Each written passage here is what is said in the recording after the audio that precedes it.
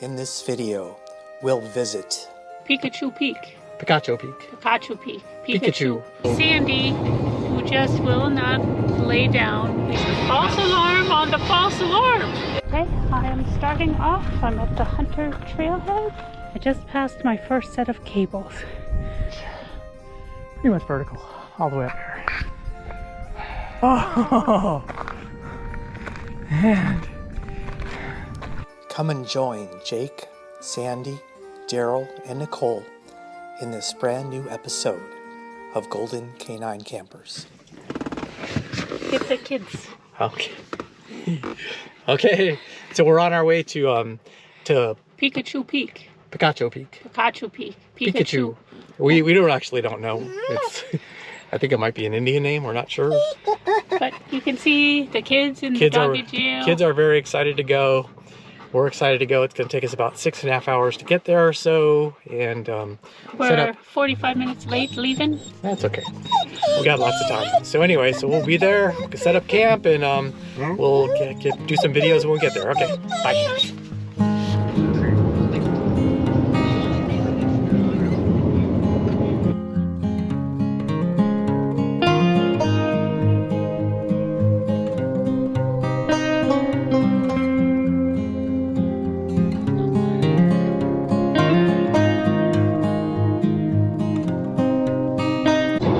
Daryl wanted me to video interesting things.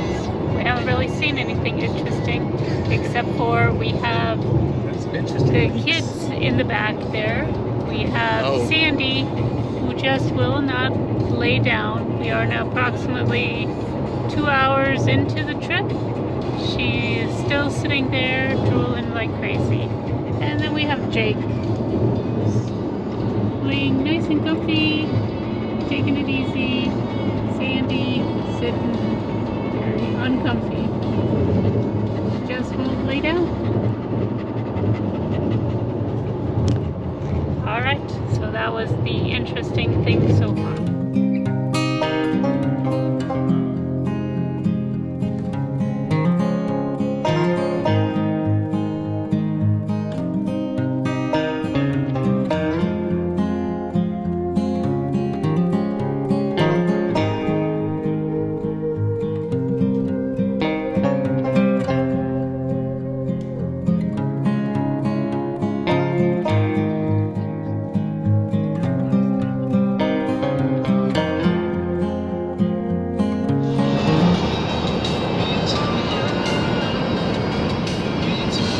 Looks like that might have been a false alarm because we're heading in the other direction now. False alarm on the false alarm. It looks like we are heading back to that Picacho Peak that we thought we Picacho Peak that we saw.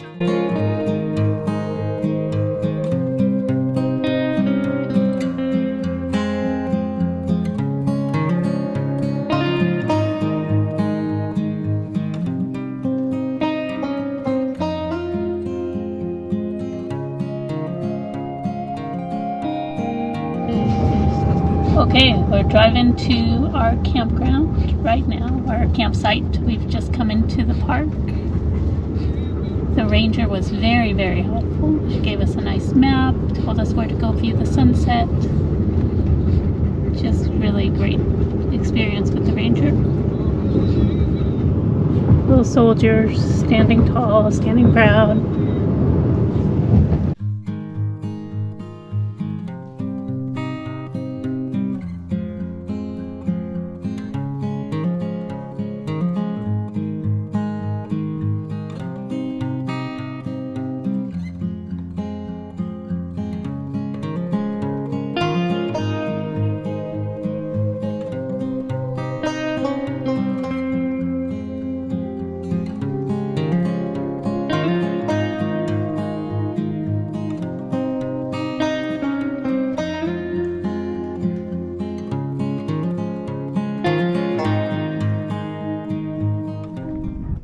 Okay, so we're here at Picacho Peak, Arizona. Peak in the back.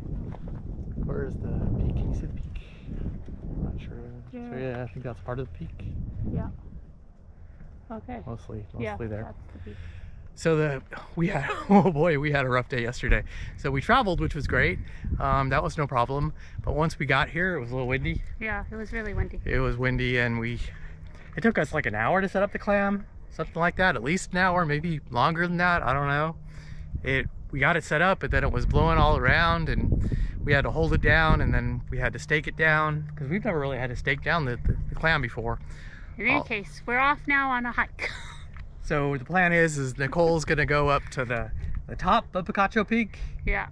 And I'm gonna go about halfway with the dogs, and then she's gonna finish up the hike and go to the top.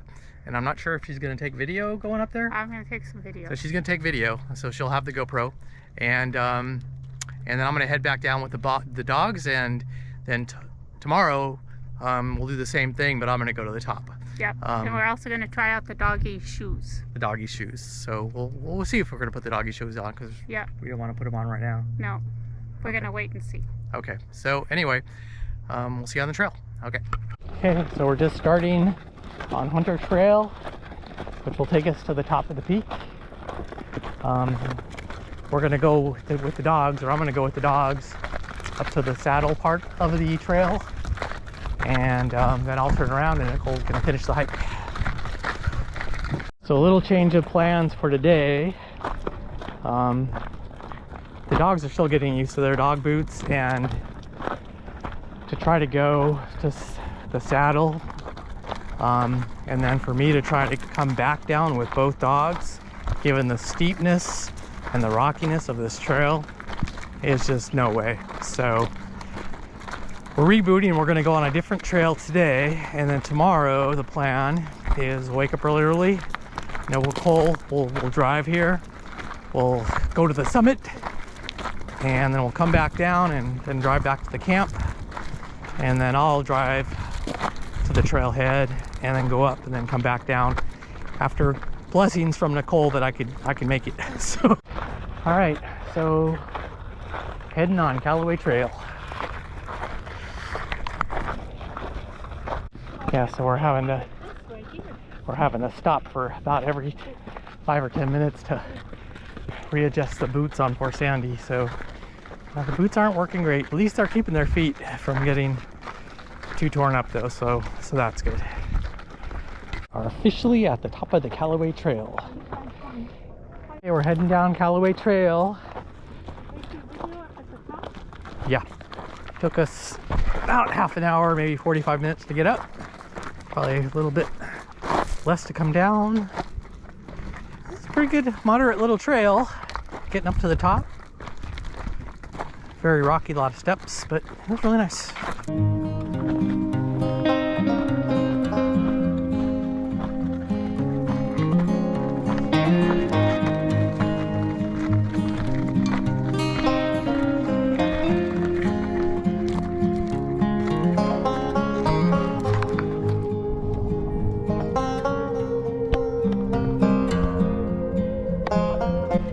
There's our campgrounds in the distance. So we still got to climb down the hill, and then we've got to walk all the way to those campgrounds. So Daryl always likes to do the intro video. So this is the intro video. I'm leaving this morning, and I'm going to be heading out to Picacho Peak. Daryl is right there. He's still getting set. He's not dressed or anything. He hasn't made breakfast, but I'm heading out. Okay, I am starting off. I'm at the Hunter Trailhead, and here we go. So we're just a little ways in.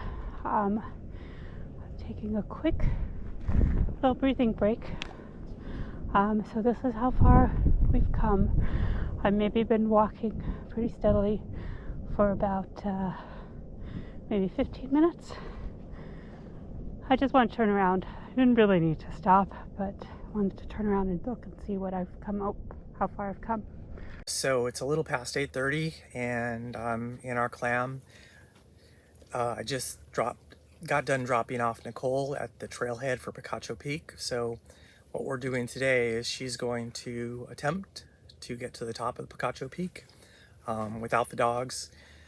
and then she's going to kind of text me as she's going just to give her progress. And so hopefully I hear from her soon that she's making good progress. I'm going to pick her up after she's done, and then I'm going to attempt to do it myself. So we'll see how it goes. So hopefully I'll let you know the progress so far. Okay, bye. So that's been about another 15 minutes. A little bit more winded now. You can see we've come up quite a bit from down below where Daryl dropped me off. I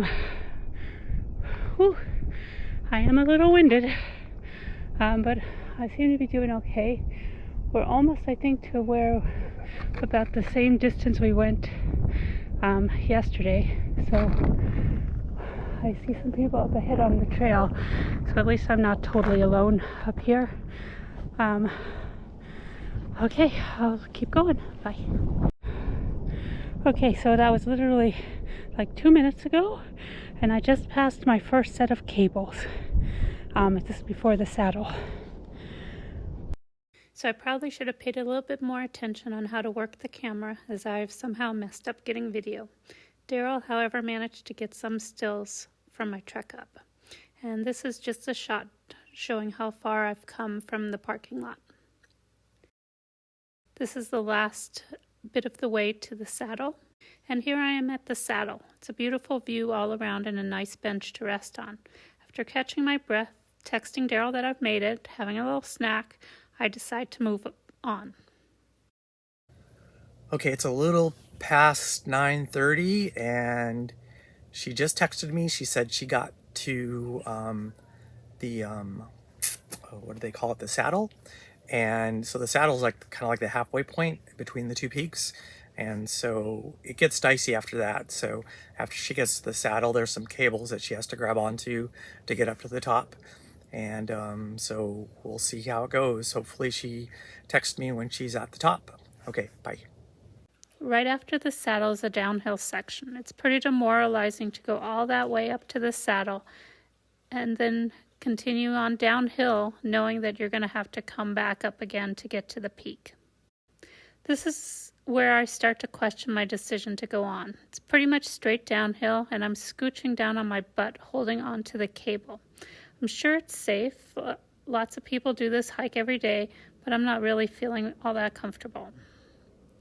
So I've made the decision to turn around. Maybe if I had better gloves that gripped a little better, or if Daryl and I were doing this together, I'd continue on, but I don't want to risk getting hurt. Okay, so I guess about 45 minutes later, and she texted me. She's turning around. She said it was a little dicey, more dicey than she was comfortable with, and so she's turning around. So hopefully she makes it down okay, and then she'll call me, and then I'll go pick her up. And yeah, it's not looking great for me, I don't think. I'm going to tell you my story about Guillain-Barré and kind of my experience with it. It's been about 2.5 years now, and so I'm a lot weaker than I used to be, especially my legs. And so I was hoping this was going to be kind of my first kind of big hike, successful hike. So I'm not sure how far I'll make it. I don't want to take any chances, but we'll see. Okay, bye.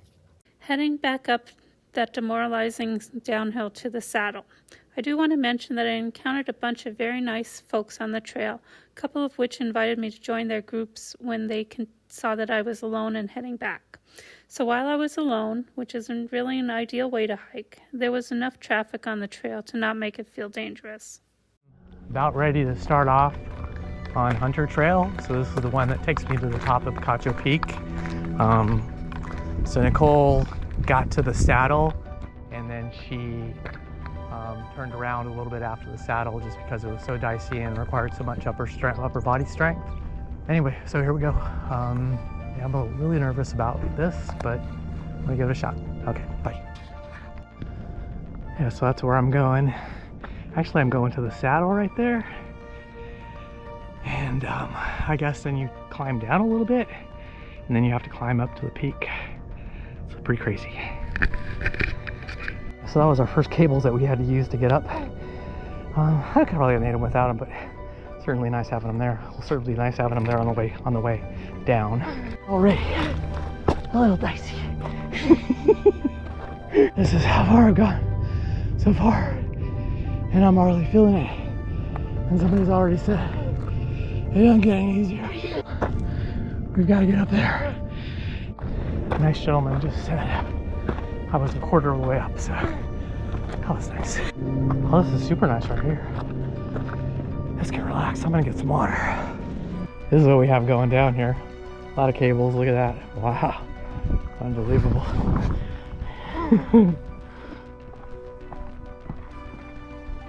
Yeah, so that's almost a vertical face right there. No pulleys.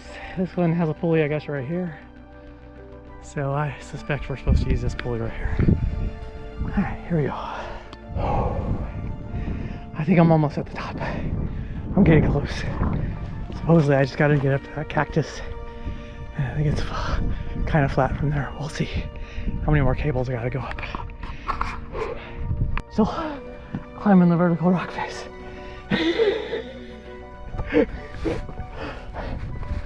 Oh, God. Okay. I'm glad these cables are here. That's all I got to say.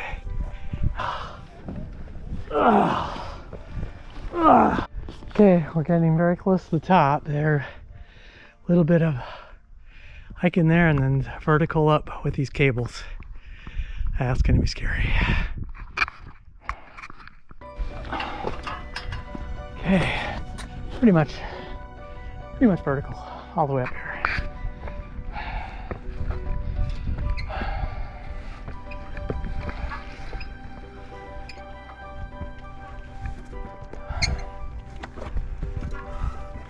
They say use your legs. I don't got much in the way of legs left. I think this might be the top. Let's see.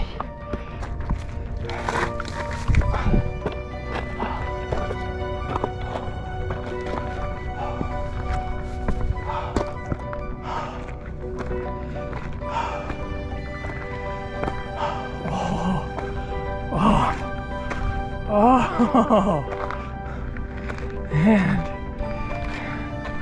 we are at the top.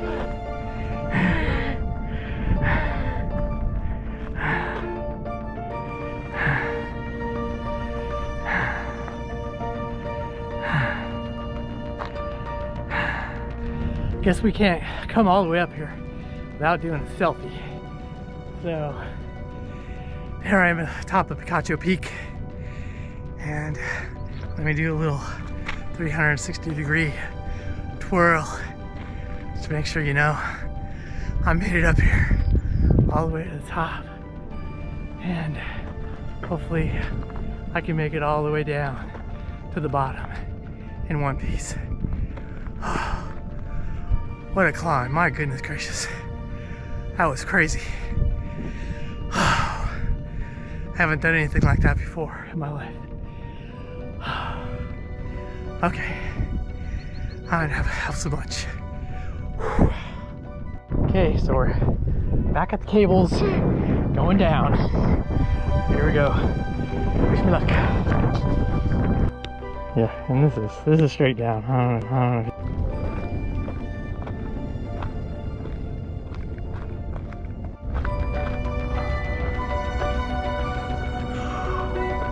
I should have brought with me on this trip was walking sticks to help with the downhill and gloves. I'm almost down. Well, like 2 minutes. 2 minutes away. Or no, maybe 5 minutes away. Okay, so down at the bottom of the trail. Made it out okay. I'm just exhausted. Nicole's coming to pick me up. I gotta tell you, I'm so proud of myself. I didn't think I was gonna be able to do it. Actually, you know, when I first got to the saddle, my legs were shaking so bad, just because I was kind of exhausted at that point, just going up that hill. And knowing I was only a quarter of the way there, I just didn't know. So I've got to say, that was the toughest hike I've ever done. And of course, you know, I'm not in any shape that I used to be, but if you ever get a chance to do this hike, it's amazing. It's a little scary. It is brutal, but it's so much fun. Going up those cables, it's great. So anyway, I hope you enjoyed it. Bye.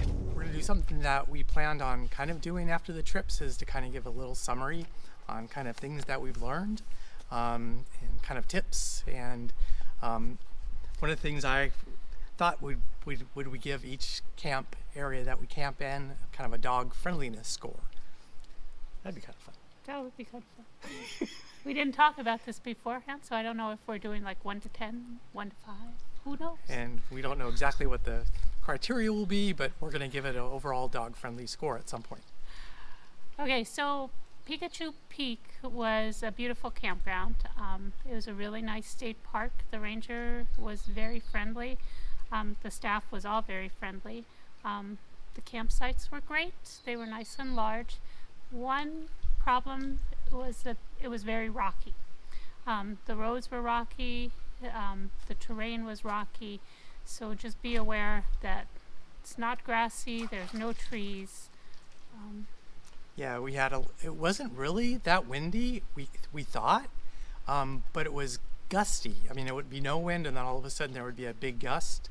And I don't know if it was because of the location close to the mountains or just the lack of kind of shelter and trees, but we were hit pretty hard by the wind a couple of the nights, and it got really cold. In the desert, it gets really cold sometimes at night, and so we were feeling it more, the cold and the wind, in this campground than any of the other ones we've really been to.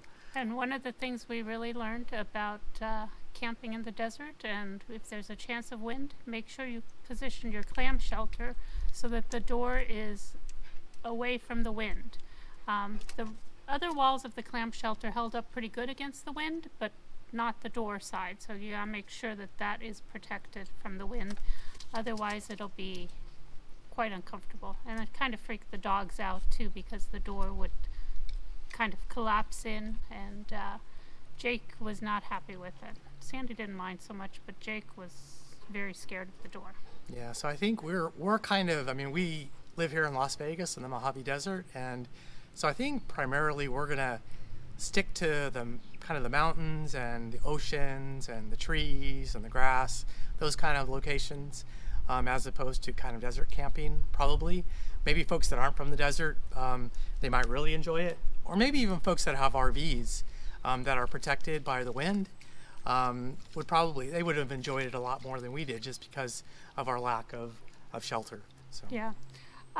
So one of the things, it's a beautiful campground. Oh, there's Jake wandering around in the spa.